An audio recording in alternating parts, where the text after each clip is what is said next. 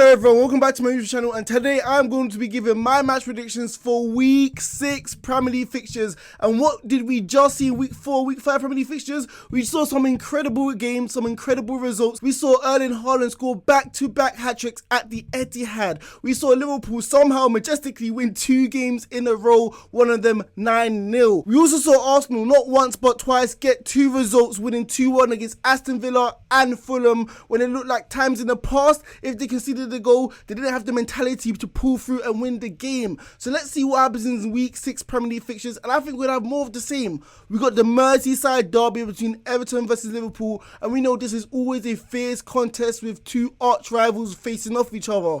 We got Manchester United versus Arsenal, and we know the history between these 2 clubs, the rivalry. We also got Manchester City visiting Aston Villa. Can this be Steven Gerrard's last game as the Aston Villa manager? We'll have to wait and see. However, before going to this game and give my predictions, you know what I'm going to say. Make sure you guys like, comment, and hit that big subscribe button right there. And make sure you guys in the comment section give me your predictions. So the first game where I'm going to start, it has to be this fixture, Manchester United versus Arsenal. And I think this is going to be the biggest game all weekend. So let's see what's going to unfold. And between the 2 sides, I got a feeling this game is much bigger for Arsenal right now, because we know they've been beating the small sides and they've won 5 games in a row, which is not an easy feat to accomplish. But at the end of the day, they still haven't faced anyone with substance against a top 6 side. And we know their reputation. We know when they usually go down to Old Trafford, they don't usually get a good result. They've won there, once since 2006, and that was like 2 or 3 years ago when Aubameyang scored a penalty. But apart from that, whether or not Arsenal go into this game in good form and Manchester United look atrocious,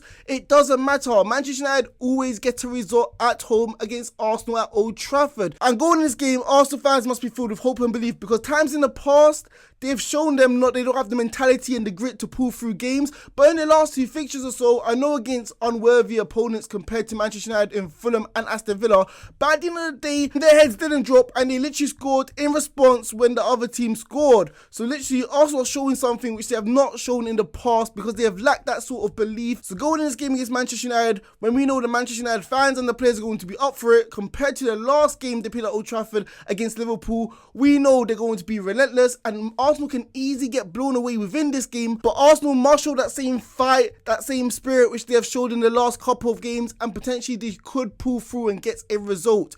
Tactically, it will be interesting to see how both managers line up their sides. We know Ten Hag likes to play up from the back, but in recent games, he's literally abandoned this philosophy, because we know players like De Gea isn't comfortable with the ball at his feet, and we know with the relentless hyenas, the young energetic Arsenal players, we know like Odegaard and Jesus and Martinelli, who love closing the ball, it will be so bad for Ten Hag to revert back to the system. Also, it will be interesting to see the midfield battle. I know McTominay has done decent in the last 2 games or so, starting over Casemiro, but the way Xhaka has been playing, he's been playing like one of the best midfielders in the league so far. And I can't believe I'm saying this, but somehow Manchester United should look to at least counter this, because the way he's been driving the ball going forward, being another option down that left-hand side, joining into the attacks, Manchester United should be a little bit fearful of this, knowing that Xhaka could cause problems. So potentially someone like Casemiro in his first home debut for Manchester United, who we know has skill and toughness in the midfield battle, can obviously help to stop Xhaka and Odegaard, who's just ahead of him. Also, another battle which is going to be great to see is between Jesus and Martinez.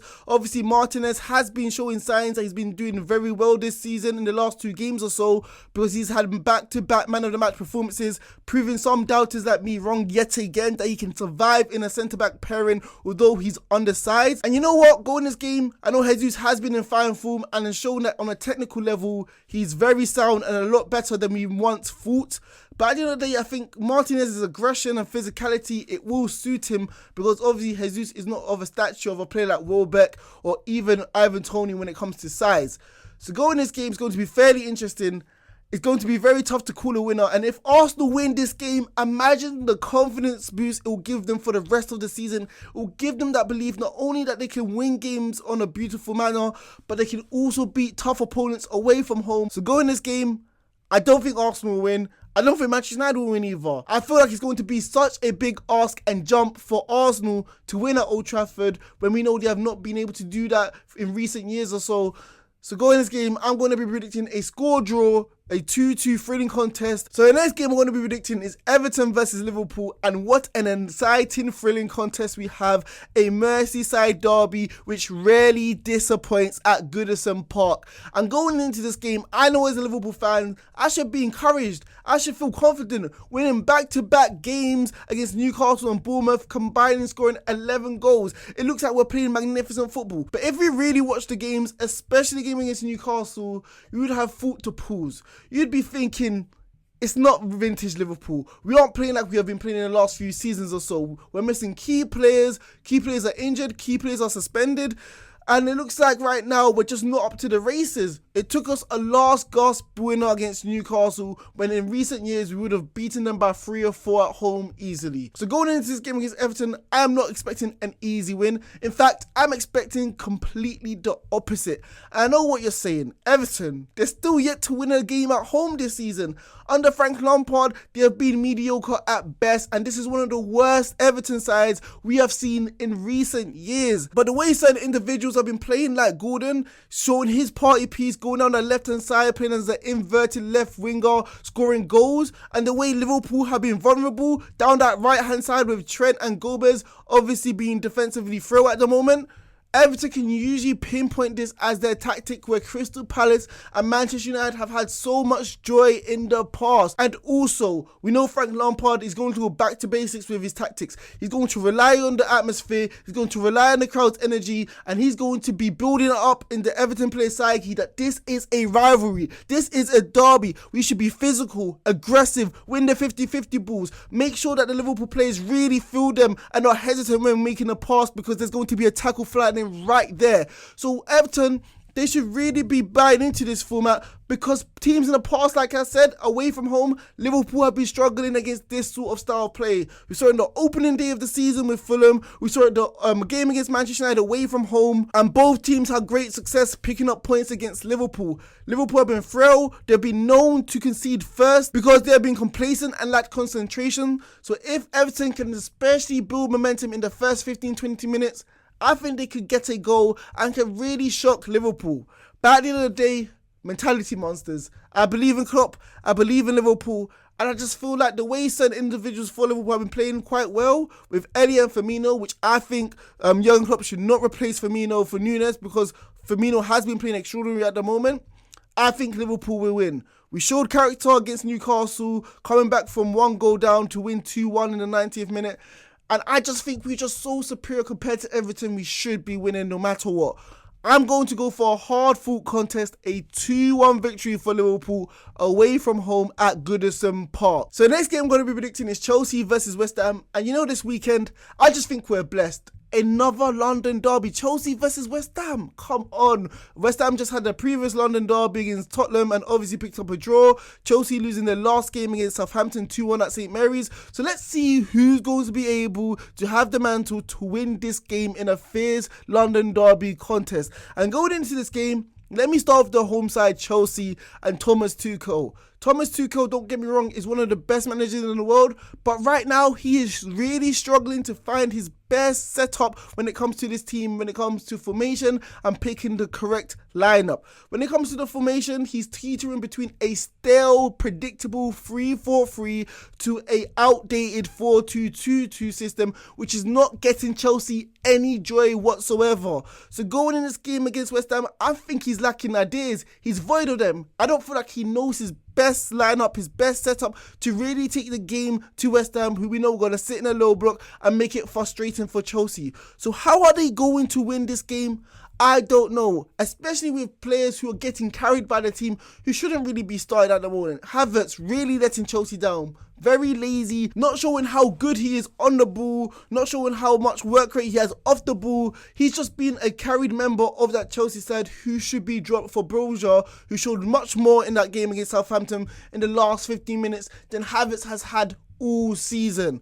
Also, will Gallagher go ahead of Jorginho? Is Kovacic going to play again? Who's going to play? Is Loftus-Cheek going to play right wing back? There's just so many question marks for this Chelsea side to really have belief that they're going to be able to be a resilient, stubborn West Ham side. I know West Ham haven't been amazing this season, but at the end of the day, in the last 2 games, they have shown something. They've shown fight. They've shown they've been able to pull off results. We saw against Aston Villa, confidence low, rolled their sleeves up, were able to get a win away from home at Villa Park. We saw in the London derby against Tottenham, they should have walked away with all 3 points. So this game against West Ham, it's not going to be easy for Chelsea, and I think they will struggle at times, especially with players who are out of form like Mendy, a fall from grace. What on earth has happened to him? Being one of the best goalkeepers on earth, has been making mistakes consistently, not stopping shots he should be saving, not looking comfortable with the ball on his feet. So West Ham, we know, are one of the sides who are going to truly test the goalkeeper from set pieces, being physical and aggressive when it comes to aerial threats. So Mendy, you're going to have a very, very long day against a West Ham side who are big and physical. So going in this game, it's going to be hard to predict who's going to win. I've been saying it all season. I sound like a broken record. But going forward, Chelsea don't really scare anyone.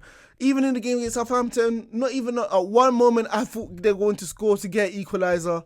Going in this game, I'm going to be predicting a 1-1 ball draw between the two sides. So the next game I'm going to be predicting is Aston Villa versus Manchester City. And I'm so sad to say this, but this might be Steven Gerrard's last game in charge of Aston Villa because of how poor they have been this season. If you actually look at his numbers, the numbers don't lie. He has a worse record compared to Frank Lampard, which a lot of fans in general think he's not good enough to be a Premier League manager. So right now, the Aston Villa fans aren't happy, and I don't know how Steven Gerrard will be able to survive the sack, especially going against Manchester City, who have shown in their last few games they are no one to be messed with, and they look scary. I don't know how Aston Villa are going to be able to survive this game. Aston Villa in the game against Arsenal obviously lost 2-1, and I know the score looks respectable, and in the second half they played a lot better with greater intensity and enthusiasm that they were going to score. But at the end of the day, they should have been 3 or 4-0 down by half time. Martinez saved them and Arsenal didn't take their chances. So imagine going against Manchester City, who we know have a plethora of options to create chances for the man of the moment, the myth, the legend right now, Erling Haaland, who has been scoring goals for fun on a ridiculous level. 5 games, 9 goals. If that doesn't scare you, I don't know what will. So I don't know how Aston Villa will be able to stop this when we know defensively they have been making mistakes. The morale at the club has been very low. The captaincy has been switched from Mings to McGinn. And if you're being really honest, McGinn would make the worst 11 of the Premier League so far this season of how poor his form has been so far.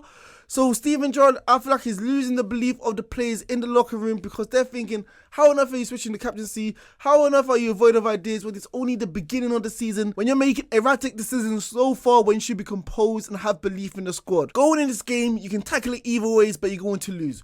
There's one way, you can sit back, frustrate Manchester City and play a low block, but we know Manchester City are too good and they will be methodical to break you down and kill you slowly. And the Aston Villa fans will not be happy because you're not taking the game to them or at least showing competitive and fighting spirit. Or you can do the other dumb thing and take the game to Manchester City and leave holes for Erling Haaland, who will obviously take advantage of it, where Kevin De Bruyne, Bernardo Silva, etc. will be whipping balls into that open space. And we know against any opposition so far, Erling Haaland has been making centre-backs look weak and flimsy like they're 5'7". So going in this game, I just feel like it's not a matter of who will win, it's a matter of how many goals Manchester City will win by. And by the end of this weekend, if Steven Gerrard leaves Aston Villa, no one will be surprised. I'm going for a conservative 3-0 victory away from home for Manchester City. So the last game I'm going to be predicting is another London derby between Tottenham Hotspurs and Fulham. And going in this game, I know obviously Tottenham are sitting 3rd or 4th right now in the Premier League table.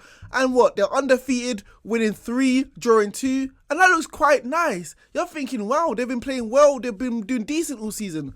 But if you really think about it, they haven't played well since their first game against Southampton, beating them 4-1.